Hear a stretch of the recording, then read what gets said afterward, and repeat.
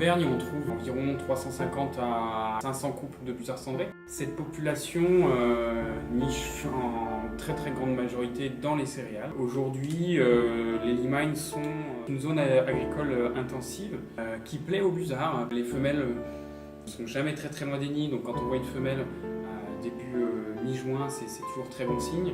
On a auparavant visité chaque nid à pied pour connaître quel âge ont les poussins.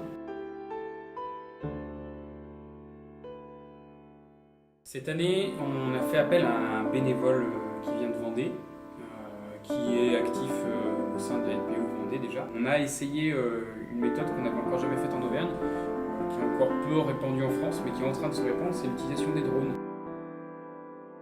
On reste sur le chemin, le drone prend la direction du nid, et quand on a des blés qui sont semés très réguliers, qui n'ont pas été couchés, versés par les orages, les nids se repèrent très bien du ciel. Quand on a déjà les traces de tracteurs, c'est très simple. On a eu un seul ou deux nids, je crois, avec des poussins relativement grands, déjà emplumés. Alors les poussins, ils commencent à avoir des plumes au niveau de la queue, au niveau du bout des ailes et au niveau des couvertures. Donc ça fait des petites bandes noires sur le dos. Le plus vieux, c'est celui qui est parti. Là, il a déjà des plumes sur les couvertures, donc c'est la barre de plumes qui est formée sur le dos, là, sur le haut. Et après les rémiges. Et donc en mesurant la taille des plumes qui dépassent, là, on a dépassé le centimètre. Il doit avoir 16-17 jours, quoi. On le considère volant à 28, il serait capable d'échapper à une moissonneuse, mais pas un prédateur après en dehors du nid. Donc il faut au moins 30 jours pour qu'il sache voler au moins sur 40-50 mètres. Quoi. Le drone permet, en plus donc, de ce gain de temps, de limiter les prédations. Quand le drone repartait, une fois qu'on avait pris les photos, les vidéos, l'emplacement GPS, la femelle retournait très rapidement à son nid. C'est un oiseau, le buzzard cendré, qui est assez peu agressif finalement. Quand le drone arrive au-dessus du nid, la femelle est posée sur son nid, elle s'envole. Donc le drone à ce moment-là est encore assez haut, ça permet à la femelle de partir.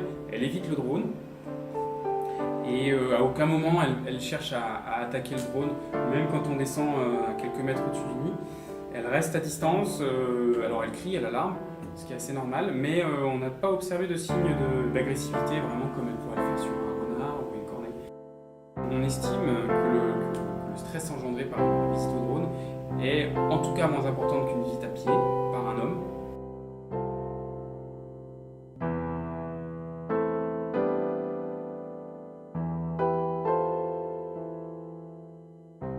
Alors le choix de la cage de grillagé, du cage traîneau on appelle ça, c'est une méthode donc efficace, ça prend peu de place pour le stockage parce que il faut pouvoir le stocker pendant l'hiver. Voilà, et c'est assez simple à mettre en place.